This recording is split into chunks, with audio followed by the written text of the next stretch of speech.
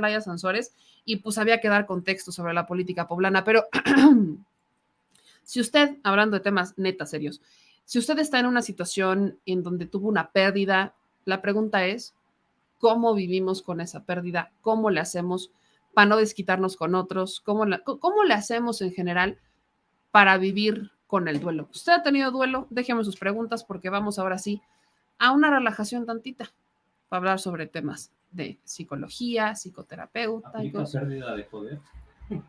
Spoiler, ¿aplica para pérdida de poder? Creo que sí. Si les duele, creo que sí. Vamos con mi querida Ilse Saucedo. Mi querida Ilse, ¿cómo estás?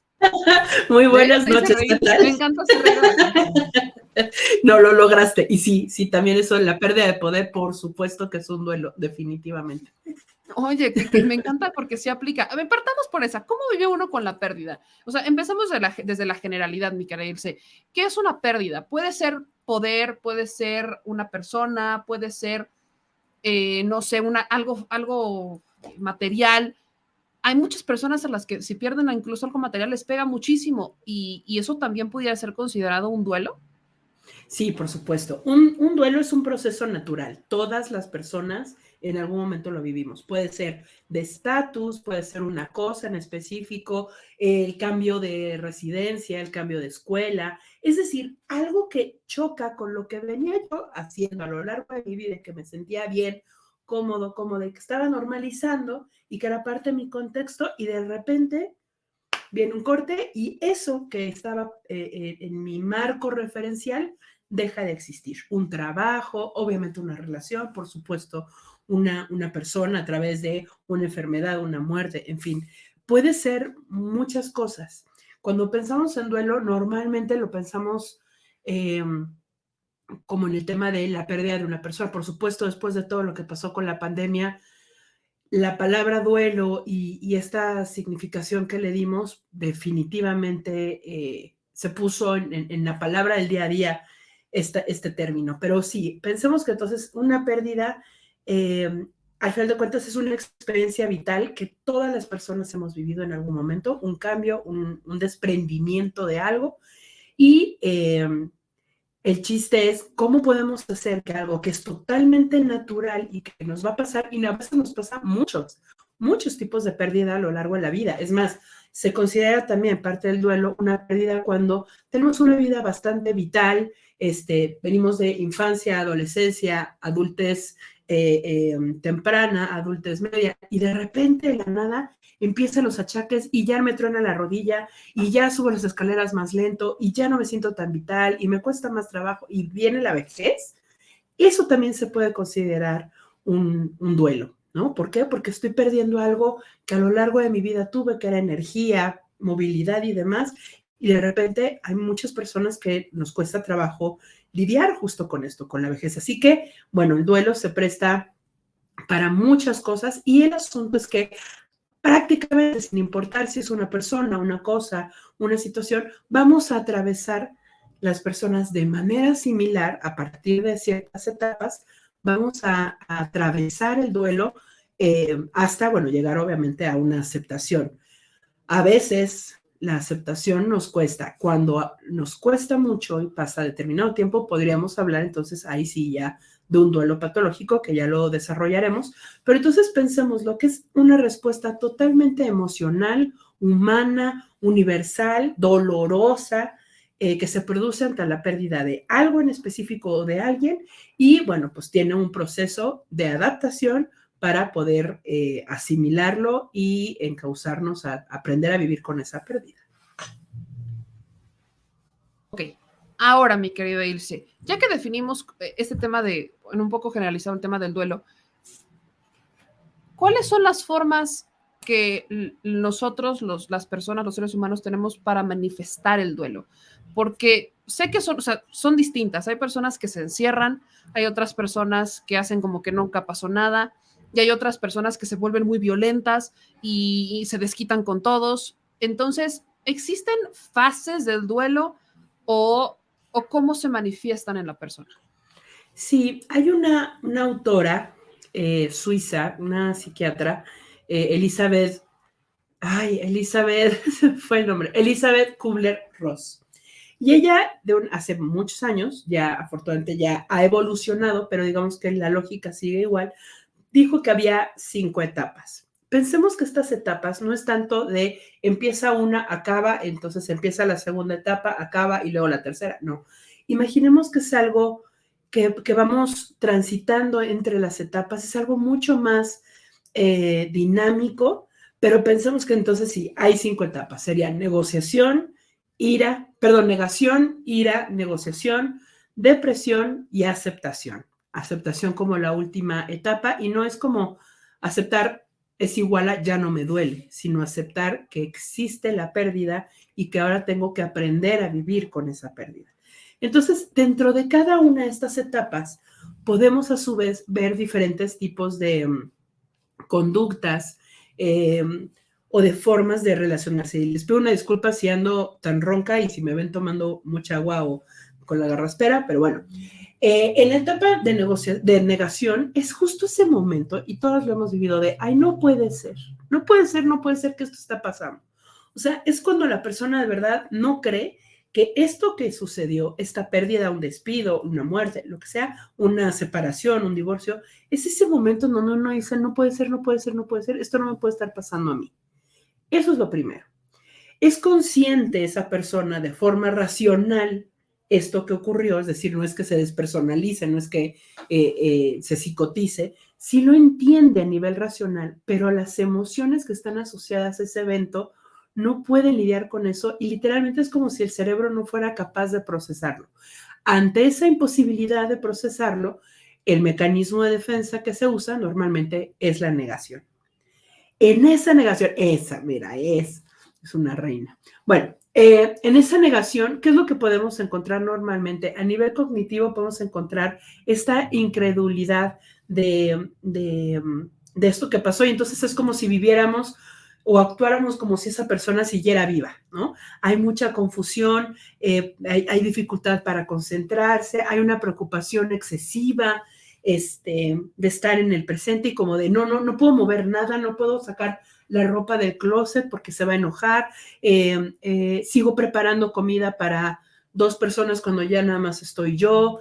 En fin, empieza todavía, puede haber alucinaciones visuales o auditivas de, pero claro, si me habló, lo vi, se me cruzó, ¿no? Como estas cosas que de alguna manera la mente en esta primera etapa, que es la de negación, está tratando en la medida posible de ir acomodando esto, pero que justamente cuesta mucho, mucho trabajo. Posteriormente viene una segunda etapa, que es la etapa de la ira. Normalmente, ya que ya nos dimos cuenta que por más que lo neguemos, esto se ocurrió, lo primero que empieza a pasar es esta sensación de, pero esto es injusto. O sea, esta experiencia le tuvo que haber pasado al compadre de al lado, ¿no? Le tuvo que haber pasado a mi compañero de trabajo, ¿por qué me corrieron a mí y no a él si yo tengo más antigüedad que él, ¿no? Y entonces esto es injusto, y empieza a haber justo mucha ira, mucho enojo. Normalmente en ese momento el tipo de emociones que vamos a tener puede ser enfado, irritabilidad, ansiedad, apatía,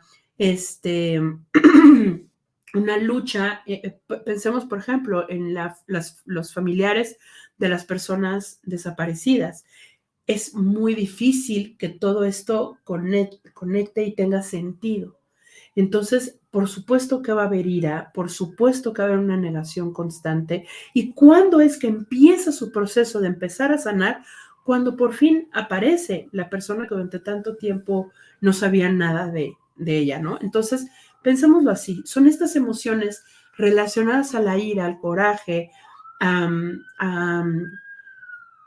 esta sensación de injusticia, sobre todo, pensémoslo. Y entonces, bueno, a partir de ahí se manifiesta mucha irritabilidad. En ese momento, ¿qué es lo que normalmente puede haber? Trastornos del sueño, trastornos de la alimentación, conductas de evitación, es decir, no quiero hablar con nadie, nadie me importa, que no me hablen, no les creo quienes me dicen que lo lamentan mucho, que me van a extrañar en el trabajo, o que mi ex me diga, no, de verdad, o que ya no podemos seguir, de verdad te quiero mucho. No le creo, me choca, lo odio. Y entonces es eso, ¿no? Acompañado de todas estas etapas que ahorita vamos a seguir hablando, pensemos que también a nivel corporal pasan muchísimas cosas. Todo el tiempo, todo lo que dura el duelo. Pensemos que un duelo sano, normal, dura entre 6 meses y un año para que hagamos todo este proceso de que me cae, de la negación y la ira y ahorita todo lo demás. En ese inter, ¿qué es lo que puede haber? Muchas sensaciones de las que ya hemos hablado: estrés, ansiedad, depresión, opresión en el pecho, una sensación de vacío en el estómago, una sensación justo de despersonalización de esto no me está pasando, falta de aire, resequedad en la boca. Es decir, el cuerpo también va a ir a lo largo de todo este proceso, que es normal, que es natural, porque es un shock.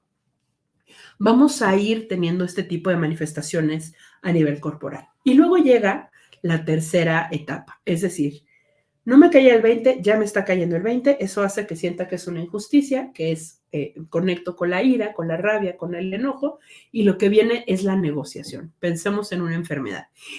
¿Qué pasa si dejo de fumar? Entonces ya no me va a dar X cosa. Voy a ir todos los días a la villa a dejar una estampita y seguramente se va a curar mi mamá. Voy a hacer, y entonces empezamos como a tener una especie de mecanismo mental de un pensamiento un poco fantasioso, la verdad, en donde queremos negociar a veces con Dios, el universo, la vida, Pachamama, como cada quien lo viva, queremos negociar. Y como estamos negociando y las cosas no nos están saliendo como queremos, regresamos a la ira. Podemos de ahí regresarnos todavía hasta la negación. Por eso digo que es algo dinámico. En esta negociación, lo que normalmente pasa es que hay un deseo, es como una ilusión de que las cosas van a volver a ser como eran antes. Y que si yo pongo de mi parte y si yo dejo de hacer X o Y cosa o me pongo a hacer algo que antes no había hecho, seguro me va a salir, seguro va a pasar. Y llega la realidad y llega la vida y dice, pues por más que hayas querido negociar, esto no es así. Y entonces nos vamos a la tercera, a la cuarta etapa, que creo que es una de las más fuertes, es una de las más dolorosas, que es justo la cuarta etapa, que es de depresión o tristeza. Es cuando por fin ya nos cayó el 20, ya va más allá del enojo, ya sé que no está en mis manos esto que pasó, y entonces por fin puedo conectar con la tristeza. En la tristeza puedo conectar con la incertidumbre, el vacío, la impotencia. Es un dolor que invaden a la persona, pero que son sentimientos totalmente necesarios y que son normales. Aquí hago una pausa porque decirle a alguien que está atravesando un duelo de, ay, pero no estés triste, desde el cielo te está viendo, de verdad no le sirve a esa persona. En ese momento, no.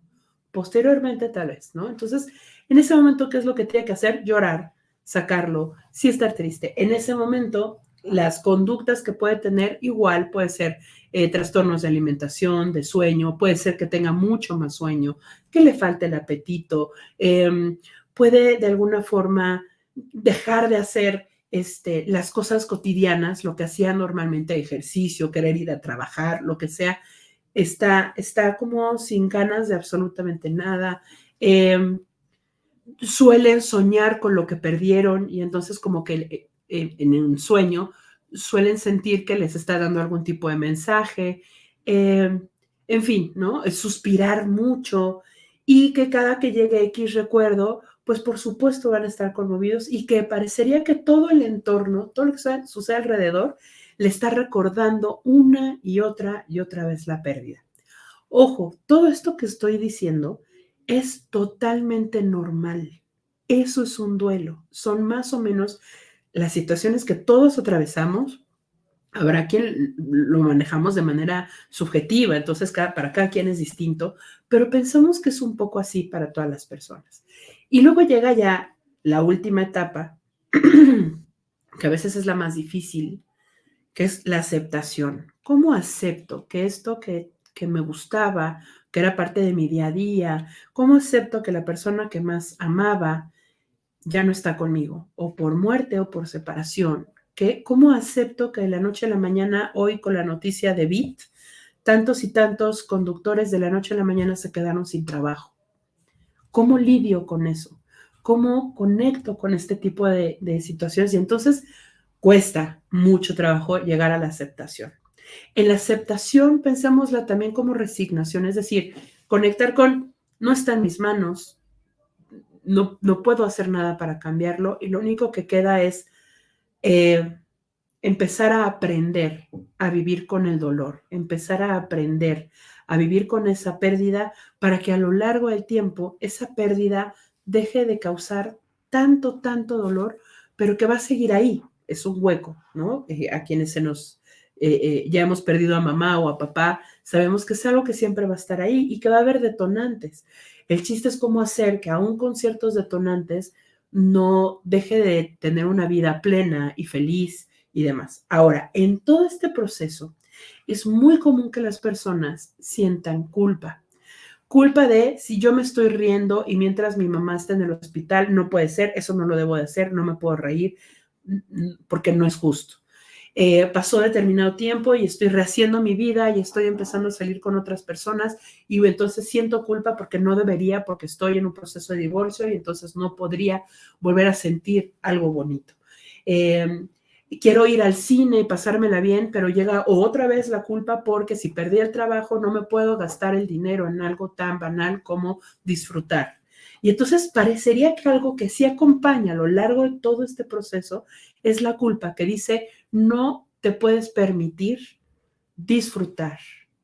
Y entonces vemos este lado cultural que sucede en México, en muchos países y sobre todo en ciertas zonas de México, en donde el duelo, ¿no? Este luto dura más o menos un año, en donde los deudos, las personas viudas, viudos, se visten de negro todo el año, ¿no? Está el moño y puede el moño negro afuera de una casa durar muchísimo tiempo y es como este recordatorio constante de no puedo disfrutar, estoy en luto no puedo hacer otras cosas más que estar enfocado en el dolor, porque eso me va a ayudar a salir adelante, pero este es mi proceso y así lo tengo que hacer. Entonces, todas estas fases de alguna manera son patrones generales, como se los estoy planteando, repito, esto va a ser individual y es muy particular en cada una, pero de alguna forma es algo que compartimos quienes hemos atravesado un duelo, digamos que son estas 5 etapas.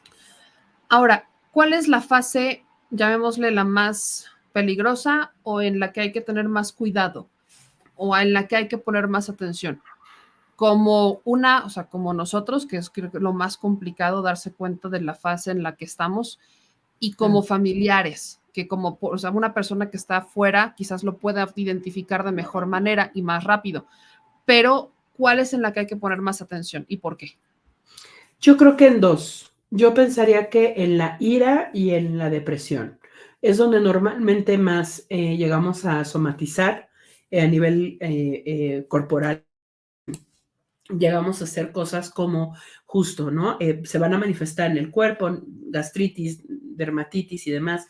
Podría ser, y es algo que hemos hablado en otros programas, podría ser que haya ideación suicida, que no sepan manejar esta situación y entonces que haya una despersonalización en las personas que tal vez eran dependientes económicamente o definitivamente a nivel emocional de otra persona que ya falleció o que ya no está con ellas, pueden sentir que no van a poder con la vida y entonces se apagan. Creo que estas dos fases se apagan si lo vemos desde la depresión o que están totalmente irritables y entonces que sean muy impulsivas y que digan la vida ya no vale nada, no me importa, estoy enojado con Dios, con el universo, tal. Y entonces lo reto que también me lo haga a mí, a ver si existe, si es cierto, ¿no? Entonces digamos que estas dos etapas son las más fáciles de identificar y tienes razón, normalmente se van a identificar más desde afuera que desde adentro. Creo que algo que se ha logrado a partir de los últimos posiblemente 20 años es que la tanatología, que es justo esta ciencia encargada del acompañamiento, la atención, el seguimiento de las personas que están atravesando una pérdida, ya sea de salud, de trabajo, todo lo que ya hablamos, puedan ir dándoles estas herramientas. Y afortunadamente cada vez más las personas se acercan con las y los tanatólogos para poder lidiar con esto.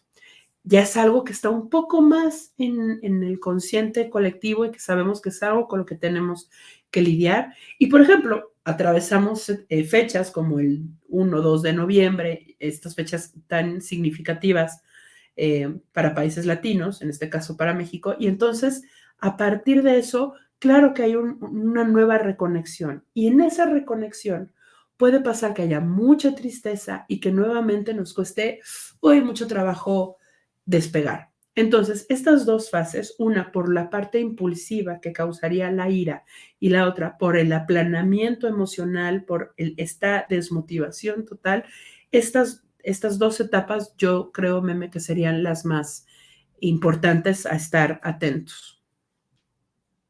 Perfecto. Ahora, como consejo para aquellos que estamos atravesando, que atraviesan un duelo, ¿qué hacer? Porque, insisto, es lo que te preguntaba hace ratito, creo que es muy complicado identificar en la fase en la que estás, o sea, tener este nivel de conciencia de decir, estoy en esta fase y estoy evidentemente muy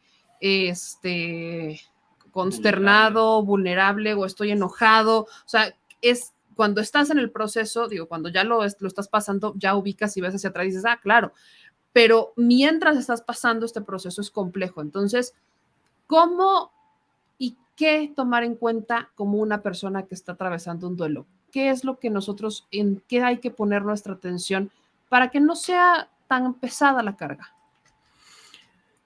Creo que saber que hay cosas que no van a tener respuesta y que aunque queramos hacer mucho para encontrar el por qué pasó determinada situación, saber que no siempre vamos a encontrar respuesta y que eso en sí mismo ya es una certidumbre. 2, hablar de la pérdida, es decir, que no sea un proceso totalmente interno, íntimo, sino que se hable. Si pensamos en la muerte de un ser querido, hablarlo con los amigas, con los amigos, con los colegas, hablar sobre quién era, cómo era, hablar de lo sucedido para tratar de ir comprendiendo qué es lo que pasó. A veces se tiene que recordar y recordar está bien, ¿no? Como ir haciendo una especie de barrido de la situación para tratar de tal vez entender algo más. Hablar con los amistades, hablar con un familiar. En la medida que negamos que esto que ocurrió es doloroso, porque eso pasa. Hay muchas personas que en un primer momento es como cuando nos tropezamos en la calle, ¿no? Nos levantamos rápido y como que nos sacudimos y aquí no pasó nada, no pasó, nadie me vio y sigo con la vida. Y pum, 1, 2, 3 años después, vieron una depresión profunda. ¿Por qué? Porque no lo lloré, porque no lo hablé, porque me lo callé. Entonces, ¿qué hacer? Hablarlo, tener la libertad de hablarlo. Para las personas que acompañan a alguien que está atravesando por un duelo, permitirle que lo hable, que no sea como, ay, ahí vas otra vez, no es posible. No, permitir que lo hable, que lo conecte, porque es parte de su proceso. Entonces pensemos que todo este duelo, pues si va de los 6 a 1 año, pues dale chance, ¿no? A que pueda hablar de eso. La otra es aceptar las emociones. Sí, estoy enojado. Sí, estoy triste. ¿No debería ser así? No lo sé, pero esta es la emoción que tengo. Desde aquí es donde estoy en este momento sintiendo y no tengo por qué cambiarla. En este momento así me siento y la valido. Valido mi rabia, valido mi frustración, valido el momento en donde me llega la nostalgia. Validarlo es normal. ¿Qué hacer para las personas que acompañan a alguien que tiene un duelo? No decir, ay, no estés triste, eso no le gustaría al muertito, eso no le gustaría a tal, no. Más allá de si le gustaría o no, esta persona necesita atravesar por estos sentimientos y sacarlos.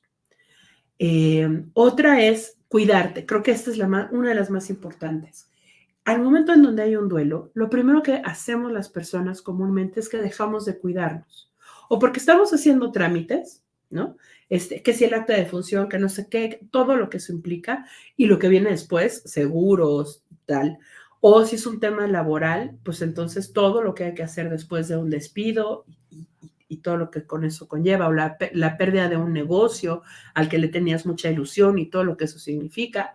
En fin, entonces lo primero que es importante es cuidarte a ti mismo, a ti misma. y que aunque sigas atravesando esto, tengas muy claro que aquí ahorita quien importa eres tú. Tu bienestar, tu salud, tus emociones, tu descanso, tu alimentación. Todo eso es lo que va a hacer que lo puedas atravesar. Por más triste que estés, por más enojado que estés, es muy importante que te cuides. Es decir, comer bien, hacer ejercicio, poquito si quieres, pero hacerlo. Salirte a caminar y despejarte o llorar está bien, pero saber que lo estás haciendo por tu beneficio. Y la otra es cuidar a tu familia. Cuando es la pérdida de la pareja y hay hijos o hijas, definitivamente se necesita todo el entorno familiar para apoyar a esa persona porque le cambió la vida y va a tener que cuidar a estas niñas o niños. Entonces se necesita toda una red de apoyo para el cuidado de la persona y de la familia más cercana. Algo que también se ha visto que sirve mucho es ayudar a otras personas o acompañar a otras personas que están atravesando una pérdida como la tuya. Entonces, en la medida que si tú te enteras que una prima está pasando por algo similar a ti, un amigo está pasando por lo mismo que tú y demás, y le puedes ir dando un poco como escuchando y compartiendo un poco ya de tu experiencia, eso de una manera conjunta les ayuda a ambos a salir adelante. Otra cosa que vale mucho la pena, sobre todo si hablamos de la muerte de un ser querido, y de un ser querido hablo no nada más de personas, pero también hablo de mascotas. Pues es mucho más amplio. Pero bueno, en la pérdida de un ser querido, rememorarle, celebrarle, recordarle con gusto, dedicarle algún logro, ¿no? También se vale. Entonces podemos ver que hay diferentes estrategias que pueden servir. Las más importantes, entonces pensaríamos el autocuidado y hablar y reconocer las emociones. Quiero hacer algunas preguntas que está haciendo obviamente la audiencia, porque hay algunos que están preguntando, por ejemplo, si el duelo puede llegar a tener algún efecto físico. O sea, si cuando uno está atravesando un duelo, que lo que ahorita mencionabas de cuidarse, puede tener algún efecto físico. Lo podemos quizás empezar a desfogar con enfermedades. ¿Esto puede pasar? Totalmente, gastritis, colitis, dermatitis, normalmente los procesos inflamatorios están muy relacionados a esta parte de la medicina psicosomática o de la psicología somática. ¿Por qué? Porque es la forma en la que el cuerpo reacciona ante algo que considera amenazante y difícil de manejar. Entonces sí, es muy común. Eso, trastornos de alimentación, trastornos de sueño, inquietud, no poder estar sentado en un lugar mucho tiempo y entonces querer moverse. Puede llegar a haber una sensación constante como de opresión en el pecho, ¿no? Y entonces uno lo traduce a que eso se va a convertir en una enfermedad. No, es un síntoma de la misma tristeza, es un síntoma de todo este proceso, pero por supuesto que valdría la pena y nunca sobra, pues ir y hacerse un chequeo si es algo constante. Se puede tener una sensación constante de vacío en el estómago y si no como bien o empiezo a consumir más alcohol, pues por supuesto que voy a ir dañando mi sistema. Pero sí es muy frecuente que, a fin de cuentas, las emociones hacen que nuestro sistema, las emociones displacenteras, hacen que normalmente nuestro sistema inmunológico baje. Entonces, sí nos podemos enfermar porque vamos a tener las defensas más bajas. Es más fácil que me dé gripa, es más fácil que no cache algún virus y demás porque estoy con este tipo de emociones, digamos, en ese aspecto que me bajan el sistema inmunológico. Es normal. Entonces, sí hay una manifestación física. Ahora, aquí dice Esther Ortiz, duda, mi mamá falleció hace 6 años y mi hermana mayor va cada domingo a la cripta a hablar con mi mamá. ¿Hay algún problema con eso? Sí y no. Si ella esto le da paz y le da tranquilidad y le ayuda a que el resto de la semana esté bien y funcione y tenga un trabajo y socialice y demás, es parte de su dinámica y es su manera de lidiar con una pérdida definitivamente irreparable y que le ha costado mucho trabajo. Normalmente cuando hablamos de un duelo patológico, sí estaríamos pensando en este tipo de conductas posteriores a un año. Es decir, si me cuesta mucho trabajo, siento mucha culpa de un domingo no ir, ¿no? O si me invitan de viaje a determinado lado y no quiero ir porque eso significaría que el domingo no podría ir a la cripta de mamá, sí hay un problema, sí estaríamos hablando de un duelo patológico.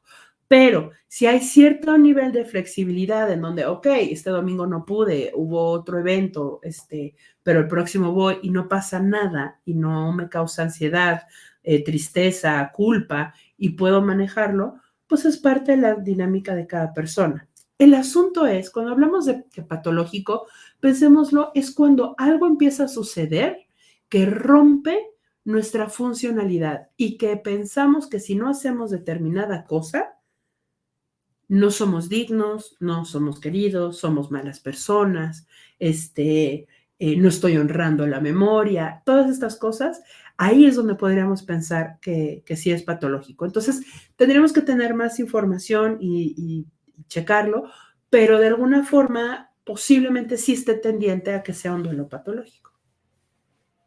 Acá nos dice Ralph, ver claramente a un fallecido caminado es una alucinación, un recuerdo o cómo pudiera quizás ser tomado.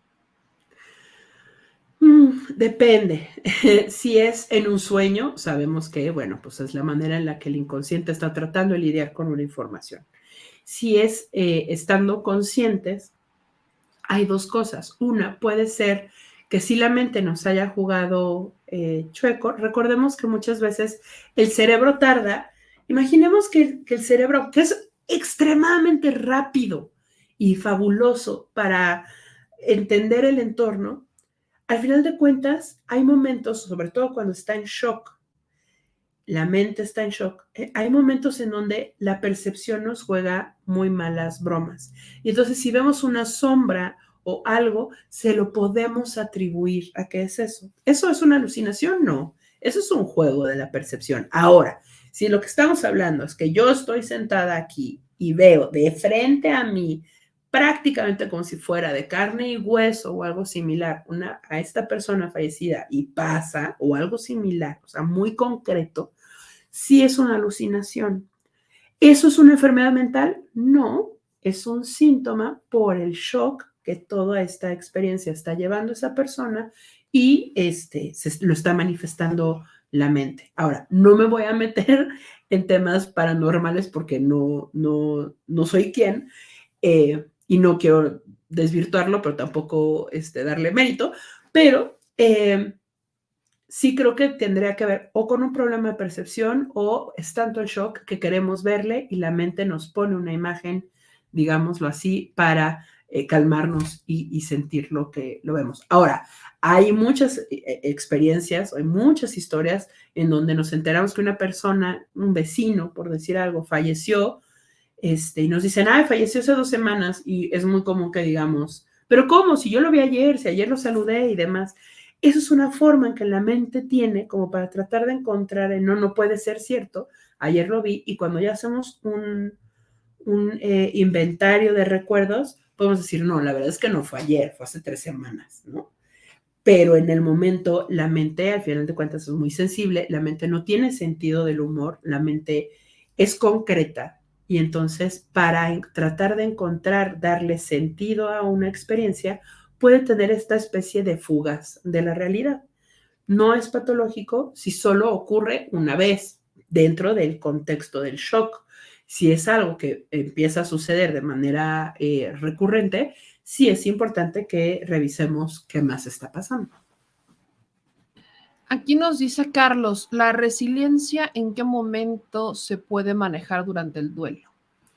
Uy, la resiliencia es una herramienta maravillosa. Para quienes no saben qué es, la resiliencia es esta capacidad que tenemos para reponernos después de un shock. Esta palabra está muy ligada a la psicoterapia sistémica, familiar sistémica, y justo habla de cómo pensemos en un resorte, como un resorte si lo apachurramos y lo soltamos, regresa a su forma original.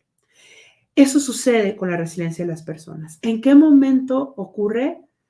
Antes, durante y después del evento. La resiliencia está siempre. La resiliencia es esta posibilidad de recuperarlo. A veces se tarda un poco más en manifestarse y normalmente si lo vemos en las etapas, seguramente donde lo vamos a ver va a ser definitivamente en la aceptación. Pero la resiliencia pensemos que es un ser chiquito que está junto a nosotros, que nos está diciendo, todo está bien, vas a estar bien, aunque ahorita estés triste. Confía, vas a estar bien, aunque ahorita estés enojado. Es esa voz interna que nos da la confianza para saber que vamos a salir de esta. Hay personas que son mucho más resilientes que otras, hay personas que desde origen, digamos, son más resilientes que otras, pero esa es una de las habilidades muy lindas que también se pueden ejercitar.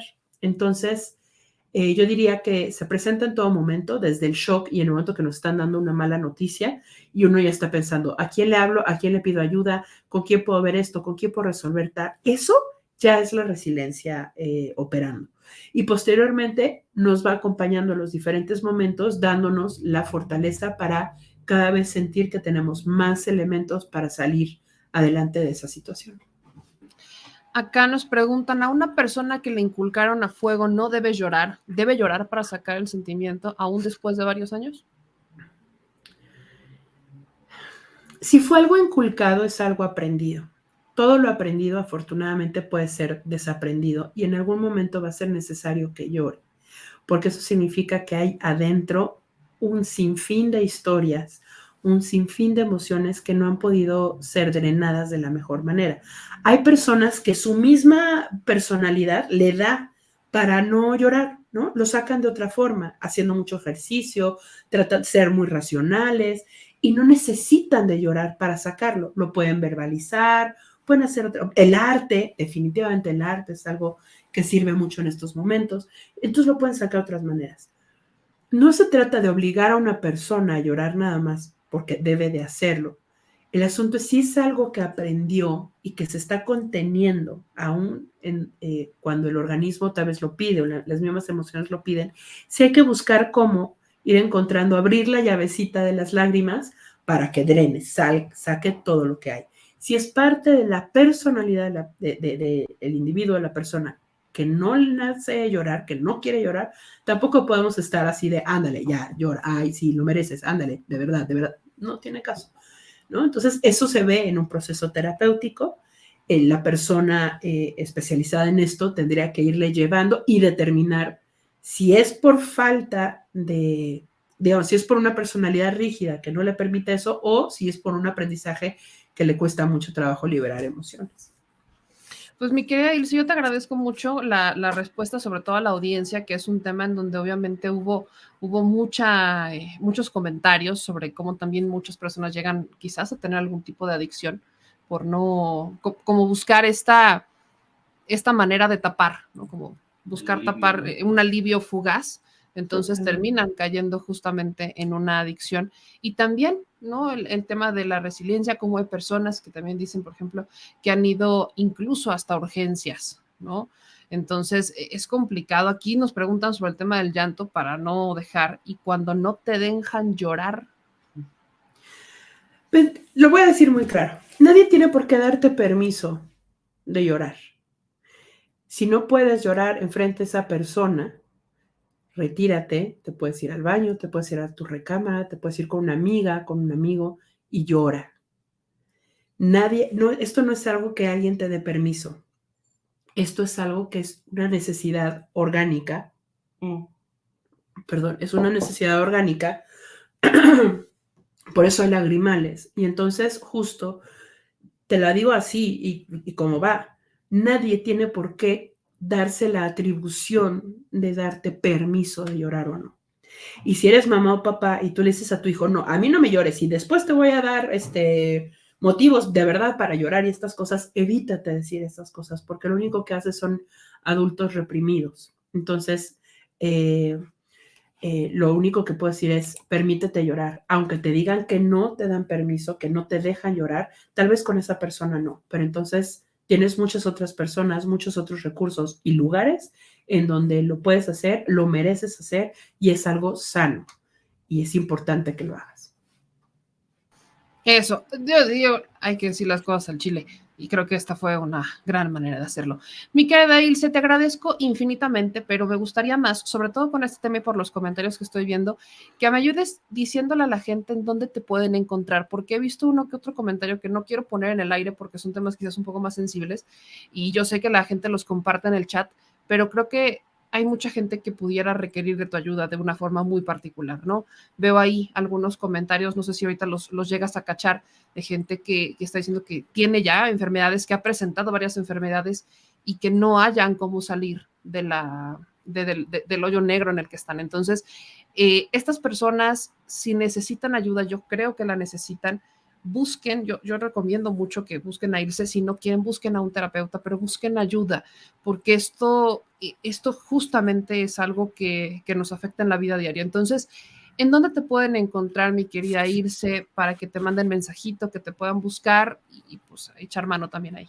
Claro, bueno, me encuentran en las redes sociales como Ilse Saucedo S, o me pueden buscar en las redes sociales como Ilse Saucedo Santiesteban, psicóloga, y aparezco en Instagram, en Facebook, en Twitter, y también pueden mandar un correo a ilse@tuconsultorio.com.mx o mandar un WhatsApp y con mucho gusto les podemos atender al 55 61 00 5993 y con muchísimo gusto podemos hablar de este tema, o si conocen a alguien que necesita de ayuda, ya sea conmigo o con alguno de mis colegas, con muchísimo gusto estamos para ayudarles. Miquel, se te manda un abrazo y mil gracias de verdad por este tema. Vale muchísimo la pena. Un beso. Un abrazo. Gracias. Linda noche. Gracias a todos.